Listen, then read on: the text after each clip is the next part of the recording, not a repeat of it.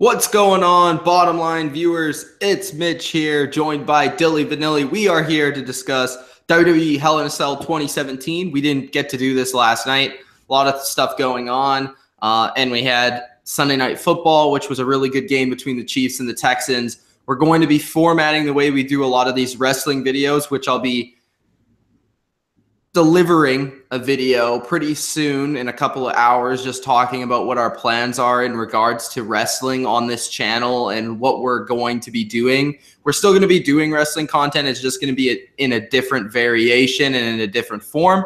So we'll talk about that probably near the end of this video, but we want to just get into a review of WWE Hell in a Cell 2017, which was surprisingly a pretty decent show. Going into it, not a lot of people were interested. Not a lot of people were intrigued, at least on this channel. The only real thing that really caught our attention was the Kevin Owens and Shane McMahon whole feud that's been going on. And that, that was pretty good for the most part. And it got a lot of people interested for this show.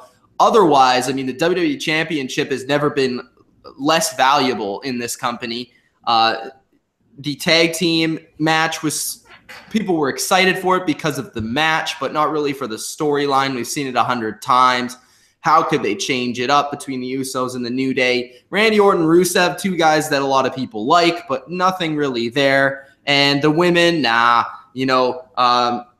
nothing really too interesting going on SmackDown. So this show wasn't really a high priority to tune into. Now, I did get to see that main event live, which we'll get into that. But a majority of the show we did watch today. Dylan, what did you think of this show overall? And, what do you think of just your thoughts on WWE right now and where you're at in terms of your love for wrestling? Well, I did not get to watch a lot of this show. I've watched 3 matches in full, which were the opener, the main event, and the United States Championship match. And then I kind of saw bits and pieces of some other matches as well, so I'll be able to talk about them in some degrees, or at least the finish of the matches. But in terms of what I did see, I actually thought it was pretty good. I was looking forward to the New Day Usos match just because they've always brought out some really good matches here. They put on some bangers, so I wanted to see. This is technically not the first tag team Hell in a Cell match, but it really is. So I was interested to see that format. The main event had a good storyline coming into it, so I was looking forward to that. WWE Championship I wasn't looking forward to because it hasn't been booked all that well. But SmackDown, I wanted to see if they could bounce back because they've had some pretty woeful pay-per-views by themselves this year. And I think they delivered for the most part. They got a new United States champion, which we'll talk about. They got something to some storylines and some matches that we can discuss and have some entertainment from, so that was good. In terms of the product itself, it hasn't been all that good in the last 2 months or so.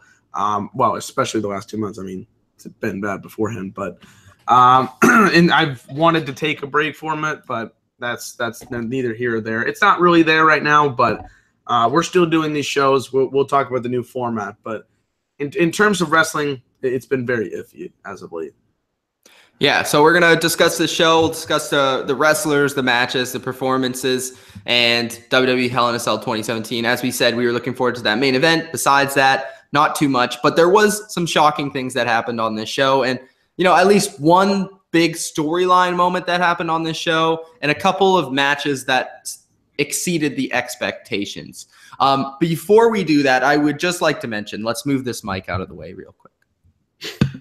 I am wearing the Mark Killer baseball tee, repping the Roman Reigns right here. That is a nice tee. Nice tee. You like that, bro? Yeah. All right. So I'm repping the Mark Killer. That's what I'm gonna call it. The Mark Killer.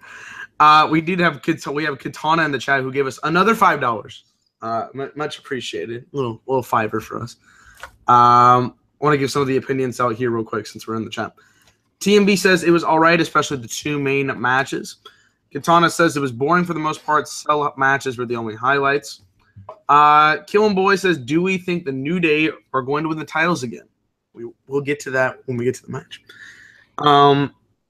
Yeah, we'll take all. What we'll do is we'll take all the comments at the end. So if you guys are like impatient or whatever, we'll take all the comments at the end. It's not going to be a really long review because we're just talking about matches and our thoughts on it. We're not going through like a segment or anything or like a storyline, except for probably one. So, yeah, let's get right into it. Let's start talking about the first match. We didn't watch the kickoff match. We didn't actually both watch every match. So, but collectively, we watched every match, but together we didn't watch every match, if you understand what I'm saying. Yes. The first match was the Usos versus the New Day for the tag team championships of SmackDown in a Hell in a Cell. Dylan, what did you think of this match? Thought this match was a banger. I mean, you got to go at your Hell in a Cell, right? This is a gruesome match. This is a violent match, if you will. I don't know who I'm referring to. Wade Keller. So this is a kind of a match here where you are expecting hard-hitting physicality. And we've seen these guys put on some pretty good matches. The SummerSlam pre-show match, which shouldn't have been on the pre-show. That street fight that they had on SmackDown a couple weeks ago. So I was looking forward to this match. The storyline, was it there? No, not really. I know people would be there. But these guys have been put on some pretty good matches, and I was looking forward to seeing this one. And, man, they brought the stops. They made this thing look like a real fight. And the announcers were trying to get over, this isn't just about regaining, if you're the Usos, the SmackDown Tag Team Championships. It was about a fight, like beating the crap out of each other so you couldn't walk the next day. That's what they were trying to do. So the kendo sticks where they went out there, they handcuffed Xavier on one of the poles, and they just beat the crap out of him with that. I thought it was a great spot. They trapped the Jimmy Uso in the corner with all the kendo sticks. That was dope. The trombone spots, even though a little bit corny, still was, I mean, you're going to hit him with a freaking instrument. It's going to be painful either way. And just all the different spots that they did in this match, which is unique compared to Hell in a Cell. When you see a match type like so every so often, you think, how are they going to do something unique? You want to see at least a couple of spots that are different from another Hell in a Cell match because you want to be like, oh, I can tell this match apart from this match. And these guys put on another really, really good one. I think, honestly, these two Hell in a Cell matches are probably up there with some of the best that they've ever done, which is saying something. And these guys just went all out and put some pretty good, pretty entertaining match, if I do say so myself. Really entertaining. Yeah, I think the main question going in was, first off, how is this going to be different from the other Uso New Day matches? How are they actually going to make us intrigued in this match? How are they going to keep our intentions and like our attention span in this match? Because we've seen this feud for a long time. We've seen a variation of matches. We've seen them wrestle each other a whole bunch of times. And why should we really care anymore? They put it inside the Hell in the Cell, which gave it a little bit more of interest. But I think, like you said, this match was really exciting. It was, and they could put on matches. New Day, Usos, they could put on matches and they can do stuff. But they did things that were creative, and you clearly saw these two teams really like thought about some interesting spots before the match that would be kind of different, never used before, unique. And in a way, we saw a Hell in a Cell match last year that was a first ever. That was the women's match that kind of failed in that regard. Like it was very high. It failed, and it was a women's match inside a Hell in a Cell, but it didn't bring anything different from the table to the table here. But with the tag team division, and I don't know if this is the first ever tag team Hell in a Cell, but it is like one of the more unique ones I've ever seen. And I did like the aggression in the match. I thought it sold the story in the match. Just a couple people, like Wade Keller, said that he didn't enjoy that part of it. I am personally a wrestling fan that enjoys aggression in the wrestling. I enjoy weapons. I enjoy guys beating the crap out of each other. And especially in a match where this is probably a feud ender. It's a Hell in a Cell match. It's meant to kind of close a chapter. And that is where you see the personal kind of fights, you know, not wrestling matches, but fights come out. And from that aspect, I thought it was very entertaining. We had a couple nice spots in it. I liked the corner spot, like you said, where they kind of had them like wrapped in the corner. I liked the whole handcuffs thing that they had. I liked the handcuffs thing because it was also telling the story of the Usos penitentiary, kind of little cheap plug in there, but I thought it was good. Overall, it was entertaining. They had some crazy spots in it, and it was fun to watch. So that's the main thing. Yep. The next match was Randy Orton and Rusev. I know you didn't watch this match. Quickly fill in. I thought it was an okay match. I thought that these guys are continuing to get better with their whole chemistry, and Rusev and Orton, I both love both guys, and I both think they're both legit. I do want to comment on one small thing. I'm not sure if anyone else noticed this, but it seems like Randy Orton has lost some weight. He actually looks really good, though. That's good. That's good. It seems like he's lost like 10 pounds at least, because he's very slim, but he's still like shredded. He looks good, and it's just amazing. I just want to credit him for like staying in great shape, even though he's like 40 years old almost. So that's still pretty impressive, and you got to give him his credit for that. But Orton looked good in this match. I thought Rusev had his moments, but ultimately Randy hit a really nice RKO on Rusev where he like his head like planted. You know what I mean, Dylan? Okay. It was hard RKO where like his head planted into the mat. Okay, it was an RVD, so okay. Yeah, it was really good. I thought the match was fairly good. It did its job. It was kind of a mid-card match, but I think both of these guys going forward should be two of the vocal points of the show. I think Orton still got it, obviously. I would just like to see him kind of change in his character and try something new. And for Rusev, he did lose this match, but I think they might even continue this feud. I have no idea what they're going to do with Rusev, but hopefully it's something good. But the match was okay. I just want to bring up here. In terms of the booking decision, I don't really know who should have won this match. I'm not mad that, Randy won or Rusev lost here, but I feel like he's getting lost in the shuffle, right? I feel like that's how Rusev's been for a while. Hopefully he gets some kind of good story and can be a focal point. Maybe like we brought up after we were talking about football last night, that maybe he could be in the Survivor Series elimination tag match. We'll see. Yeah, it's going to be interesting to see who's in that match. I would guess that Randy would be a part of that match as well. I also think that would be interesting to have Randy in the match, given Shane and Randy's kind of history. So that would be interesting, like side storyline to it. Maybe like Shane is trying to search for teammates and he can't really find the last one, and then he has to go to Randy for it, and that would kind of be an interesting story. And I think Rusev would get some shine as well being in that match, but we'll see what happens. I think Rusev's great. So the next match was Baron Corbin, AJ Styles, and Ty Dillinger for the United States Championship. Baron Corbin won this match and became the new United States champion. Dylan, I did not see this match because honestly, I didn't care for it. Like I wasn't even interested to check it out. So what did you think about it? Well, first off, it was really strange that they put Ty Dillinger in this match like 5 minutes before the show started. Don't really get that. I understand why they had it in beforehand because of what they've been doing on SmackDown the last couple of weeks, but why throw him in out of nowhere? I don't know. I thought it was a good match. Triple threats in the WWE are usually pretty good. They know how to book it in a certain way till it's not like overly flat or has the right amount of time.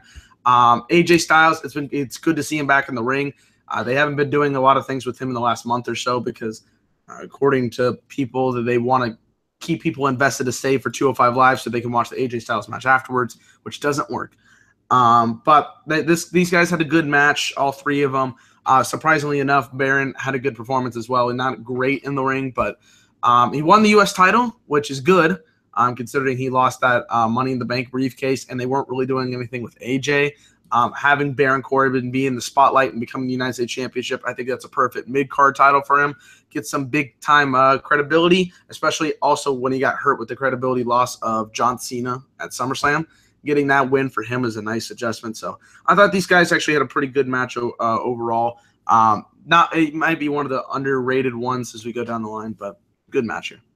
Yeah, just a couple of comments. I did not see the match, like I said, but just with the winner being Baron Corbin, I think that's positive, especially for Baron Corbin himself. Like, I want to see him get that push once again. I want to see if something happens with him and if they continue to go down the line that they were giving him when he had the Money in the Bank. And the second thing is, I want to see a change with AJ Styles. This guy is still a very talented wrestler, and he can be used in a main event role. I just don't think he's been interesting whatsoever since losing the WWE title. And that's been a major negative to this show, which once was maybe the best wrestler in your company at one point last year. He's kind of been a huge weakness and kind of a guy that you haven't been able to rely on because his character isn't intriguing. His matches are kind of the same at this point and haven't been anything different or anything really spectacular like you usually think recently. And it just seems like he's going through the motions. It doesn't seem like he is that guy anymore. And it doesn't seem like he's quite as motivated right now. So I want to see something different happen with AJ Styles. Yeah, it's weird. I don't know why they're booking him in this kind of position. Ever since that Mania match with Shane, it's like they turned him face. Last year, he was, I think we all agreed, probably the best wrestler they had in the company. And not doing much here. I don't know. The next match, I did watch a little bit of it, which was Charlotte Flair. She defeated Natalya, but it wasn't to win the women's championship. It was via disqualification. Natalya came in at the end of the match and kind of just cracked and went crazy and hit her with the chair, which, by the way, Natalya has to be the worst wrestler to ever use a chair, ever. I did not see this. I didn't see this. It was the weirdest thing. Like, she grabbed it weird, and then she, like, she couldn't, use it properly. Like, she had no aggression in it, no swing. It was just, like, it was bad. I don't know what to say. It was a weird finish, but I kind of understand that they wanted to continue this feud and not have Natalya just lose the title right away, because ultimately Charlotte is going to take that title back. We know this. I would have liked to have seen Natalya win straight up, kind of in a different way, maybe like by cheating or something, because Natalya has never beaten Charlotte in any match. Yeah. So, like, it would have been nice to maybe add that to the feud a little bit, and then Charlotte could get her, come back and get her win the next time. But I just don't know. It was an okay whatever match. From what I saw, it was I think Natalya is overrated. I've never really liked Natalya. I just think that she isn't really a star. I think a lot of people that are rather marks or people with inside the company, like, I think wrestlers really like Natalya because she is very crisp in the ring and she does everything right in the company and blah blah blah blah blah, but she's not really a transcendent talent. Like, she's not really that attractive. She's not great on the mic. She's not really a charismatic performer. I think there's certain people where, like Enzo, I don't think wrestlers really love Enzo. And then there's other wrestlers where I think with all that potential in the world, those are usually the good wrestlers. And then on the other side of things, it's Natalya, the Lance Storms of the world that kind of do their job, but they're not really special in any way. You know what I mean? Like, they do their job, but they're not really supposed to be champions. I don't think Natalya is supposed to be a champion. I think she's just given the championship because of all her hard work over the past few years and that she's been a good soldier. But I really don't think that she belongs in that spot. I think Charlotte is much better. I think Naomi is better. I think Carmella is better. I think Becky is better. I think she is literally one of the worst people on SmackDown's women's roster. Like the nice shout out. I don't like Natalya. By the way, don't call out my boy Lance Storm. He is Mr. Charisma right there. I tell you what. Yeah. Okay. He wants your attention from it. But I didn't watch the match. I think, like you said, they're just gonna hold this off for a little bit more, so that way they can have her have a long title run. Not been very good. Haven't watched the SmackDown Women's Division all that much because I've been watching the live shows, and then when I do watch the clips, I'll watch some of the more important segments that I like to watch. Was kind of wondering where Carmella cash-in was going to come in. If that's going to be the case, I don't know when it will be, but yeah, they're just going to hold it off. Not too much to say here. Okay. After that, we had the Fashion Files. I'm sorry I didn't see this. I probably will check it out on YouTube. Dylan, did you see it? No, I did not. Okay, so if you want to tell us how the Fashion Files went, let us know. But I'm sure it was just something to say, hey, we're going to do this next week again. Something about the Fashion Files that's frustrated me is that it's too like, oh, next week it's happening next week, and nothing really happens. Yeah, it's like a story is supposed to be like, okay, well, here's something that was really cool this week. Then tune in next week so we can finish that. And then they actually do that thing. They don't do it ever. Like the thing is, like with the Fashion Files, I think it's funny. I think it's cool. I think it's different. But at the same time, it never really continues a story. It's just random crap. So let us know how that went.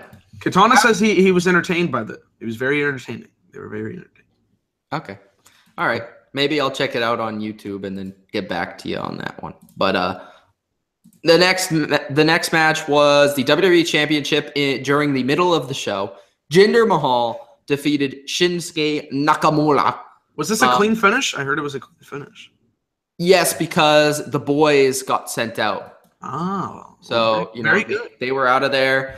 Jinder wins. I was happy Jinder won because let's be honest, guys, Shinsuke is not ready to be WWE champion. He does not cut promos.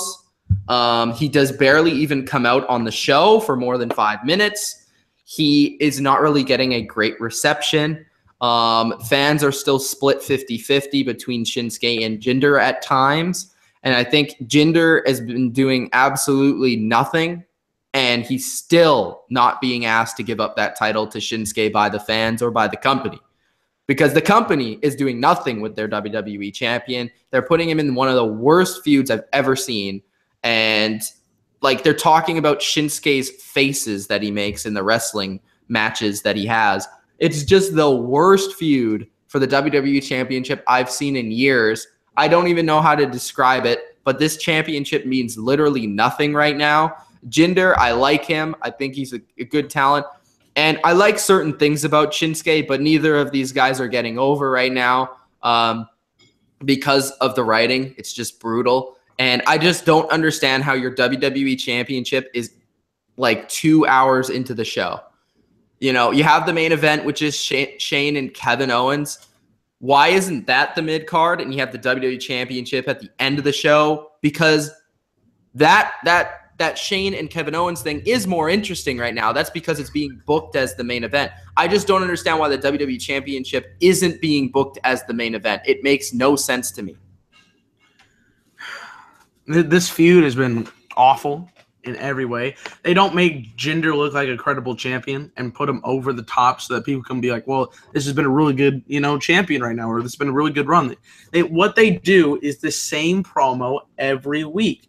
It's, hey, I'm Jinder Mahal. I come from India. You are, messing with disgracing my name. Let's bring up Nakamura. Nakamura shows up, and that's it. That's all it is. And it doesn't get anybody over. It doesn't get anybody excited because it's the same repetitive stuff. Whereas with Shane and KO, it's been an interesting story, and it honestly deserved to be the main event. It did deserve to be the main event, but it was also booked to be the main event. I don't understand that. I don't understand why the WWE Championship's being shoved aside. You know what I mean? Yeah, I see your point. I'm just these two guys, they don't clash very well. They don't work in storylines. Glad Jinder got the clean win. That's a promising thing, if anything, to say, because he hasn't won I don't think he's won a single match in his entire reign clean, which I know heels are supposed to be, And let's give him a feud with someone that can actually talk and hold a story. So we're assuming this is the end of the feud, right? I hope so. I think they realized that, hey, maybe this was a little bit too soon for the whole Shinsuke experiment because the guy is not ready yet to be WWE champion. Mm-hmm. So I don't know yet. Put him with somebody. I'm trying to think who they could possibly feud him with right now. But who's next in line to challenge Jinder? Is it AJ Styles? Maybe. But wouldn't you think he would be going back for his U.S. title? Maybe. I don't know who else there is. There's none. They haven't. They already did the Orton match. They did Orton, and Orton would be the obvious one because he just beat Rusev. Yeah, maybe Bobby Roode, but Bobby Roode has done nothing. He's had this stupid feud with Ziggler. Kevin Owens. I know they're going to do the Shane thing, but maybe they could do Kevin Owens, but his Jinder's a heel, and usually they don't do heel. Yeah, that's true. Damn, there's nobody.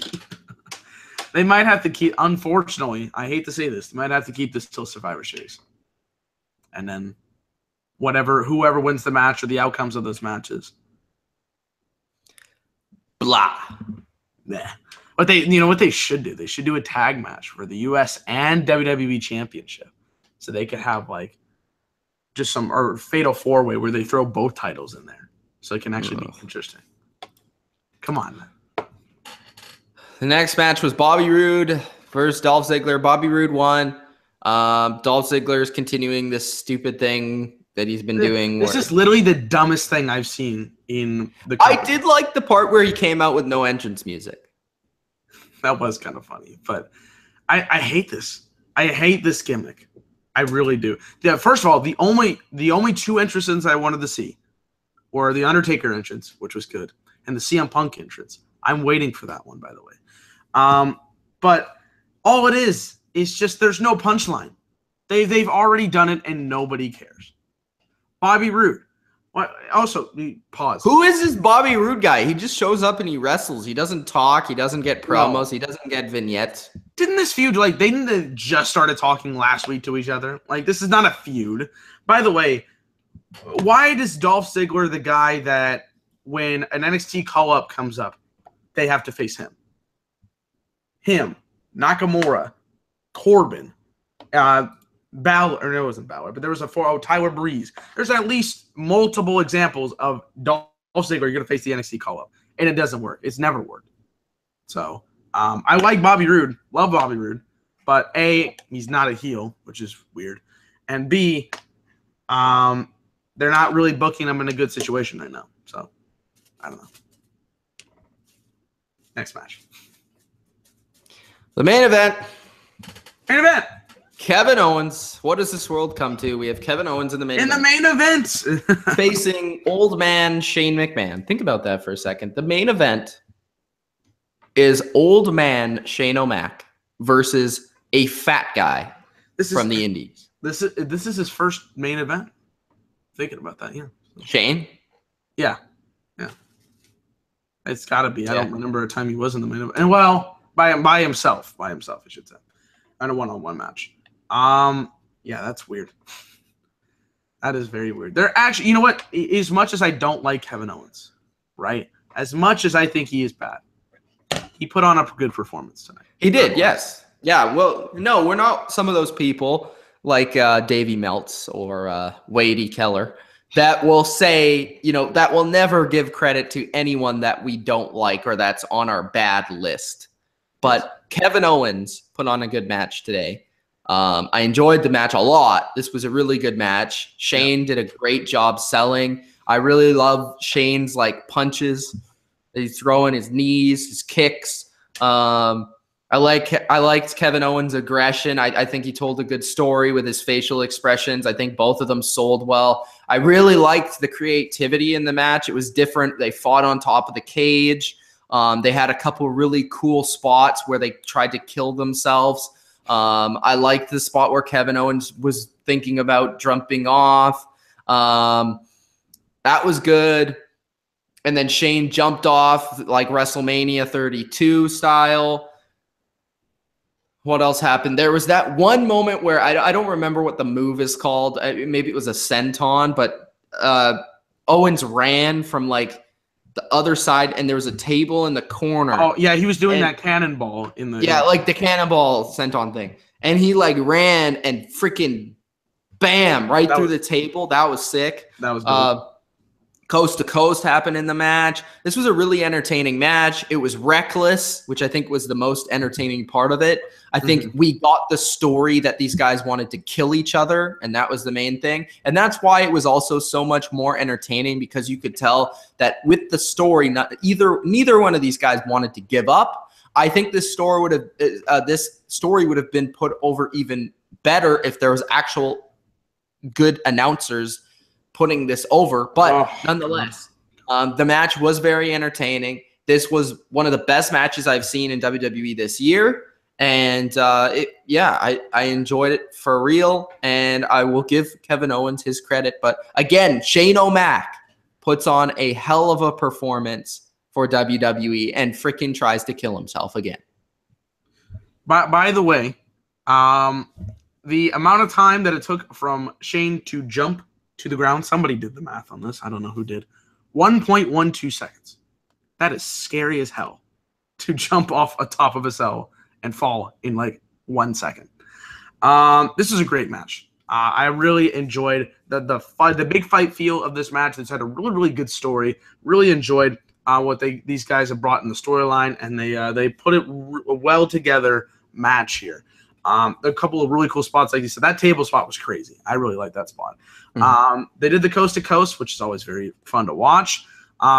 Shane wanted to put as much punishment as possible, so he got the bolt cutters when they went outside. Yeah, I like that where he like went under the ring. He's like, I'm gonna do this myself. He gets the cage open. He's like, we're going outside. That was good.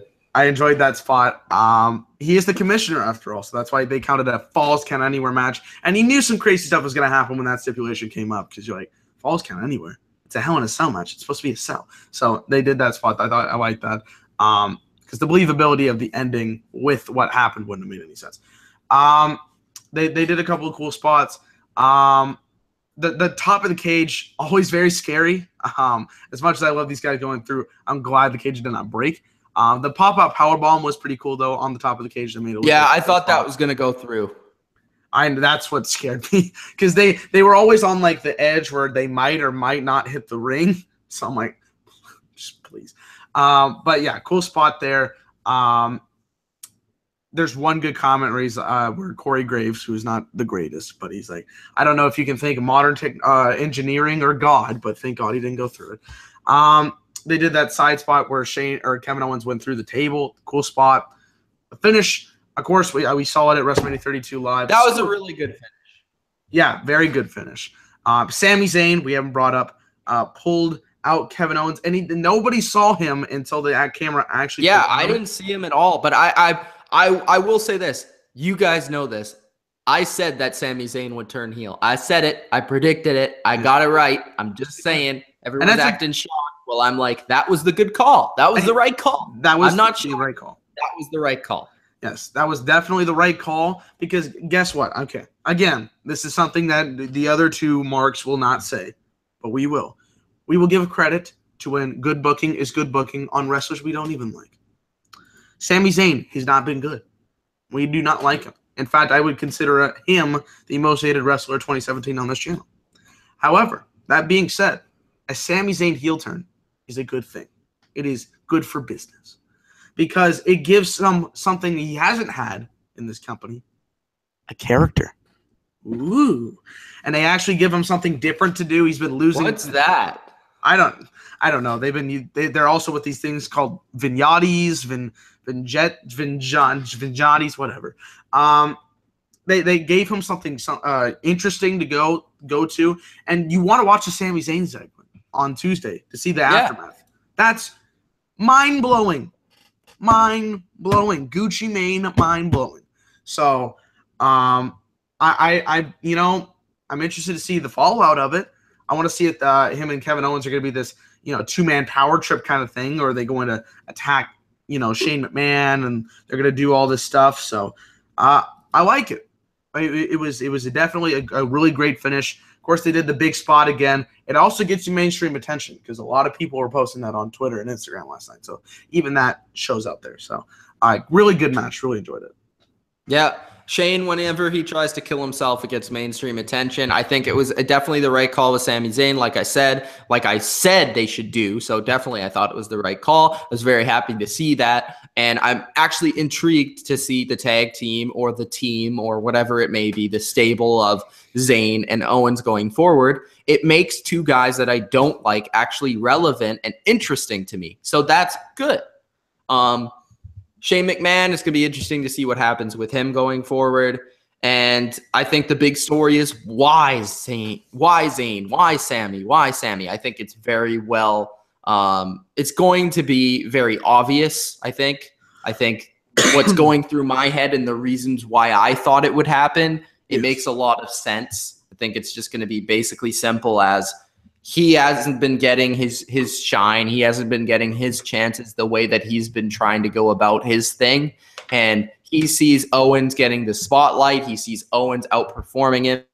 And he wants to team up with this old pal to do the things that he's doing because he realizes that's the only way he can actually have success in this company. So I think that's the easiest way to write it. You could change it and, modify, do whatever you want with it. But I think that's the simplistic way of going about it. And I think that's the way they probably will go about it.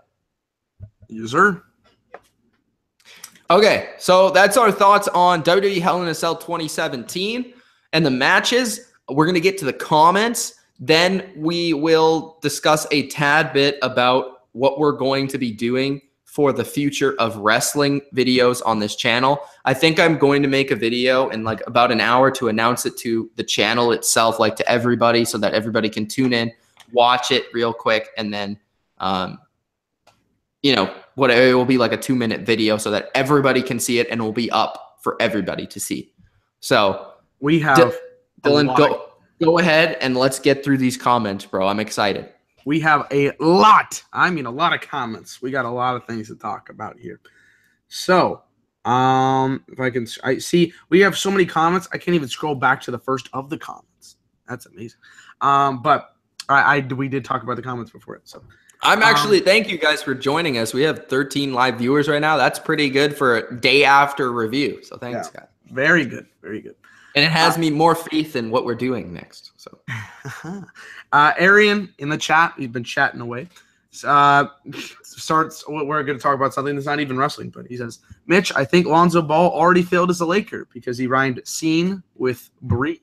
Yes, he's a great rapper, by the way. I don't know if you. Lonzo is going to be. He's going to take the Lakers to the playoffs. Maybe in his career, not rookie year.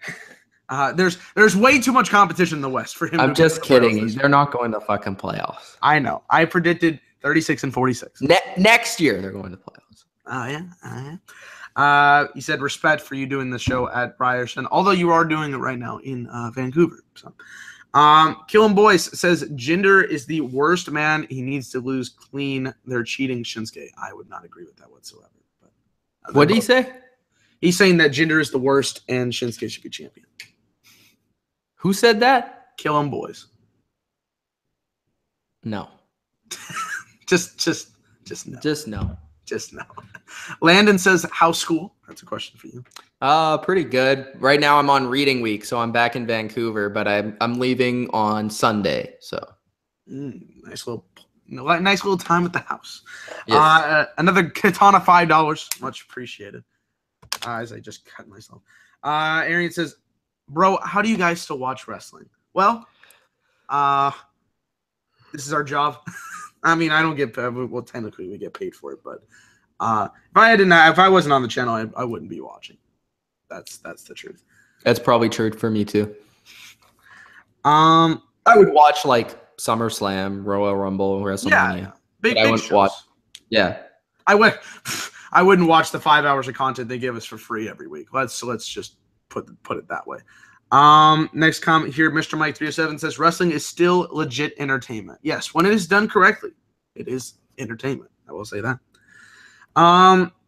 Killin' Boy says, I hope Shane recovers quick, like Styles said, so he can beat the crap out of Sami. Maybe. Let's see here. We got a comment talking about MLB. Should we do any predictions? I need to talk to Kevo about that, but yes, I think we will be doing ALCS and World Series predictions. Let's see here. Katana says, I'm not saying the show is suffering, but there's still some entertaining segments as of right now. Landon, if we asked our thoughts about Trump, this would be a 5-hour video. If you get Kevo on here, it would be a 10-hour video. Let's see here. A lot of comments about the ratings. A lot of comments about the ratings. What does that mean? They're talking about Arians saying that this company is getting 2 million viewers, which was what TNA was doing back in 2010. So that's true. He's saying that's desperate. It's desperate. That's just true. Also said he heard Randy is a safe worker. Katana said, I'm disappointed that Rusev... He clearly is. Just watch him wrestle. I don't think you really need to be a wrestler to determine that. Just watch him wrestle. just watch him wrestle. See, this is why I hate when people are like, "Oh, well, I wish you could do a better job." No. So, do I have to be a director to rate a movie? No. I could just watch. No, but that's clear. Like, there's certain things like I wouldn't know what a good DDT really looks like, but like. Well, yeah, but like the same thing in the movies. Like, I don't know exactly how this was shot in frame 46 of scene 2. Like, I know that, but is in terms of a movie or like you said, a performance, I can see that. So, Katana says he's disappointed Rusev didn't win. He's becoming Bray Wyatt in terms of losing so much. How do you feel about that?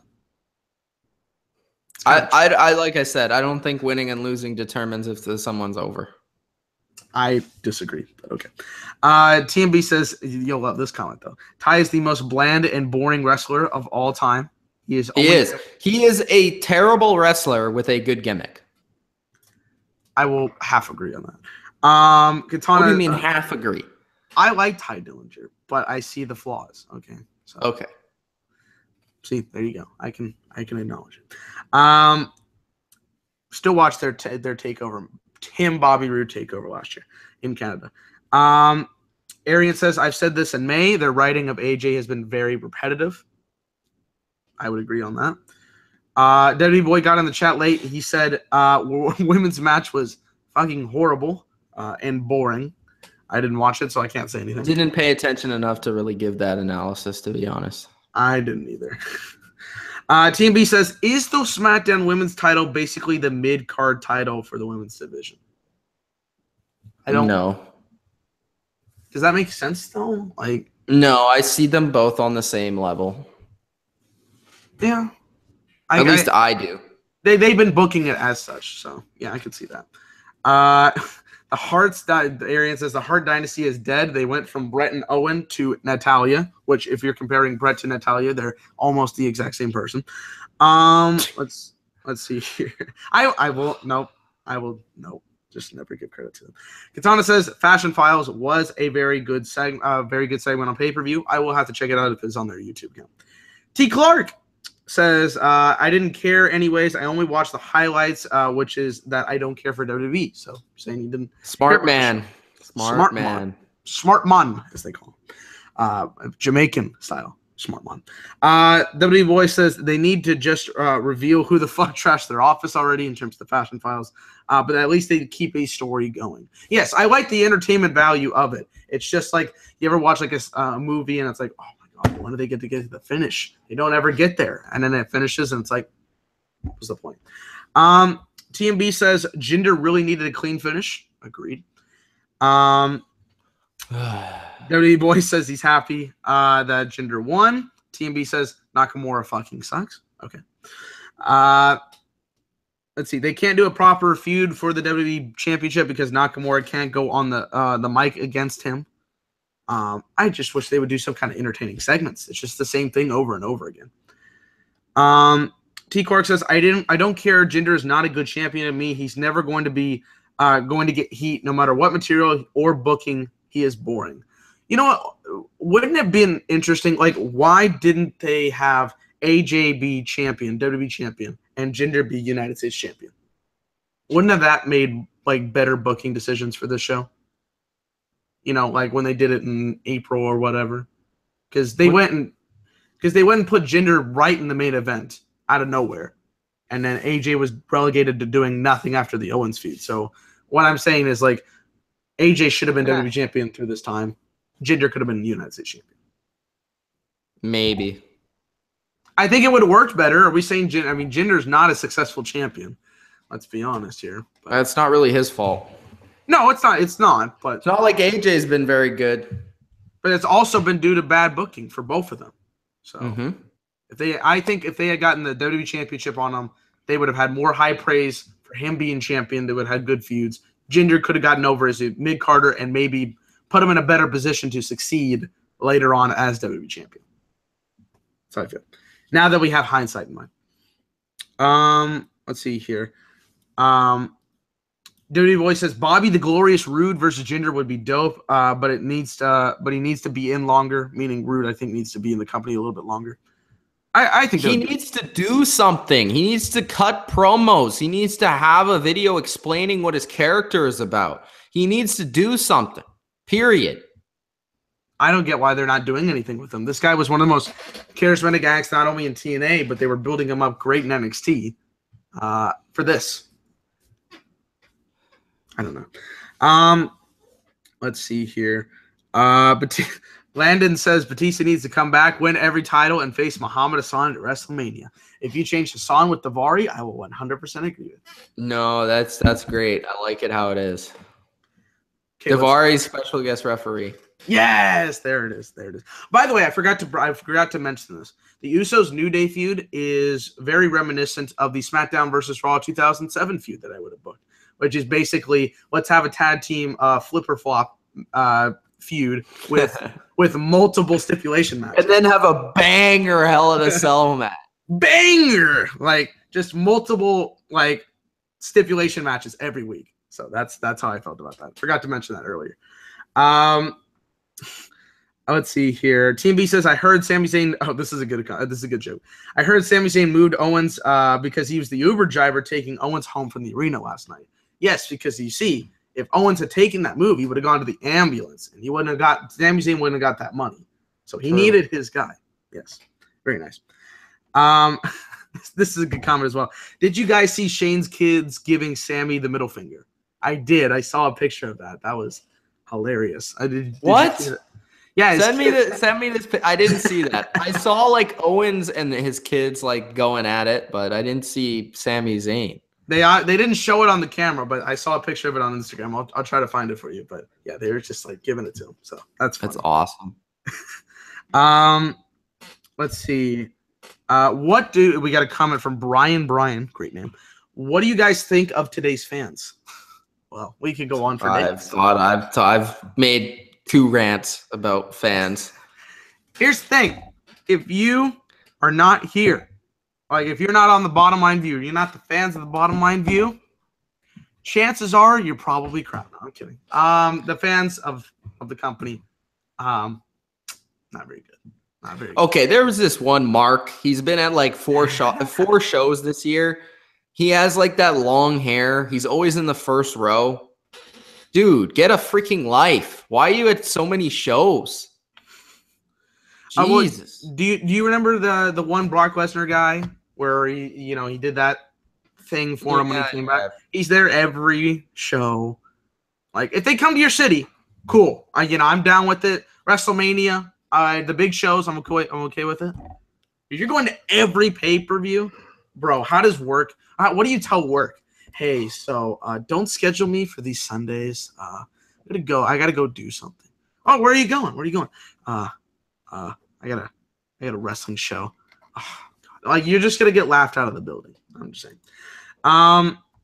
T. Clark says Usos, New Day, Hell in a Cell, Fashion Files, and Shane Kano were the best things on the show.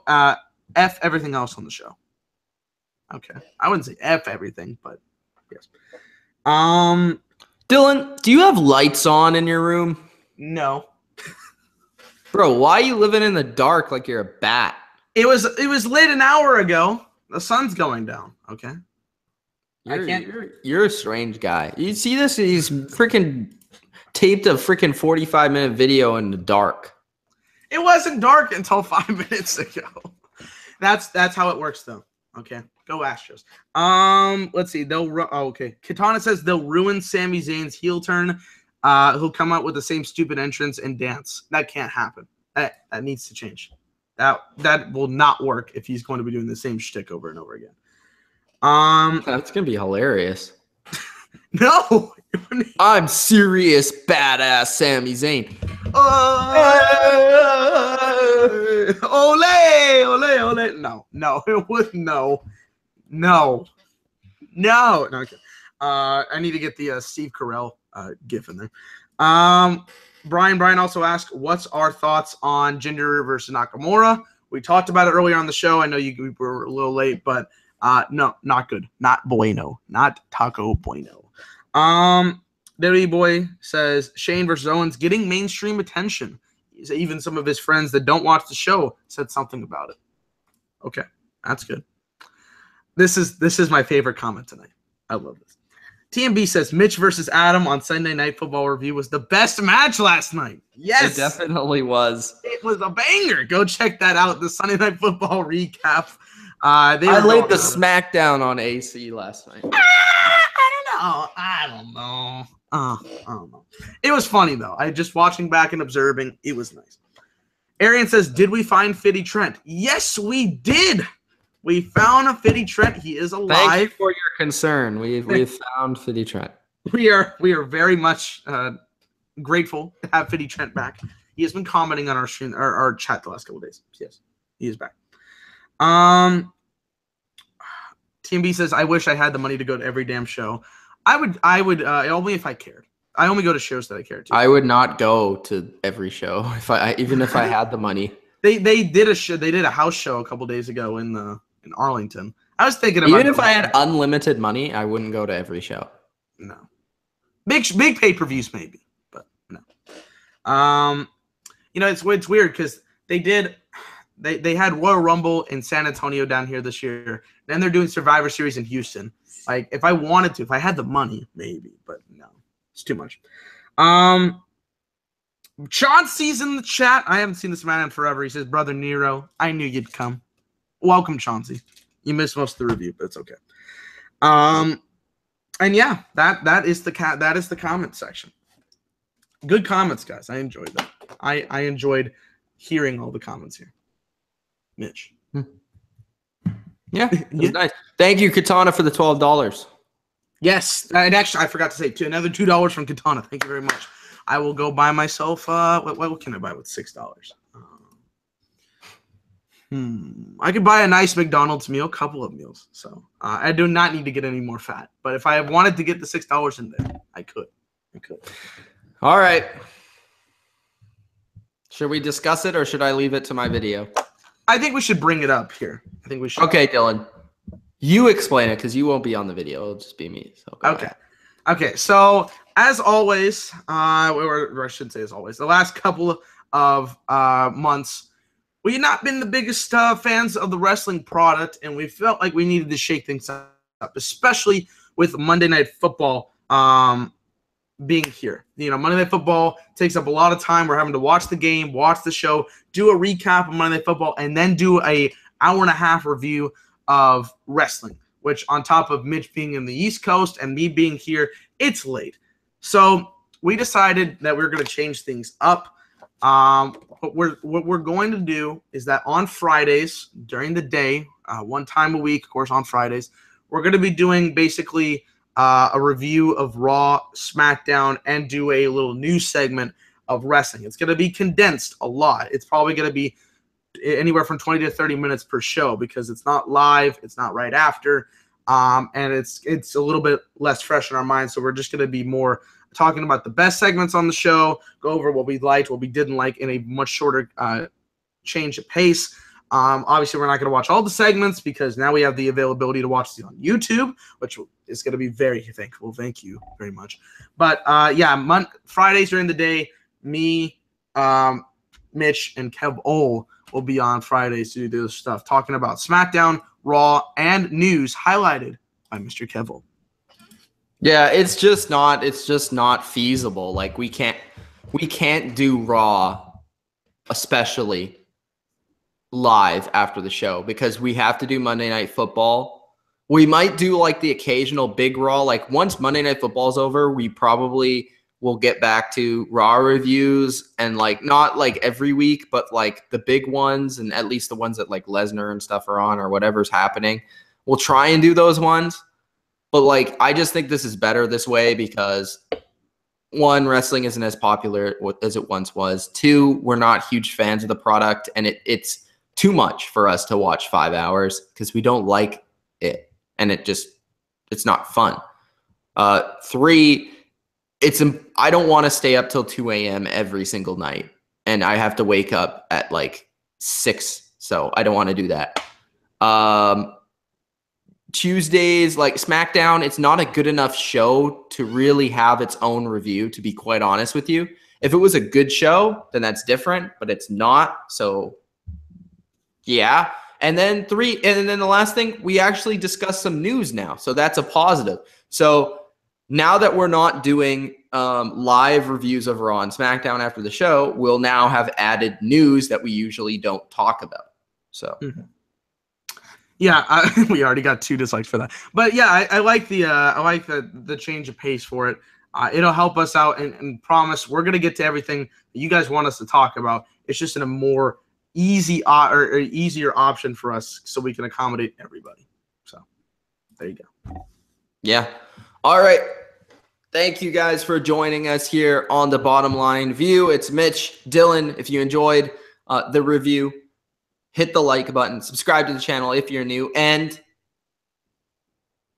hit the notification bell. Yeah. Because that's a big thing. Because especially now that we're going to be changing what we're doing with the wrestling, hit the notification bell. You'll get all the latest updates, all the latest times we go live. And by the way, that show will be live on Fridays. So you can still have the comments and everything. Thanks, guys, for joining us once again. For Mitch and Dylan, peace. Peace.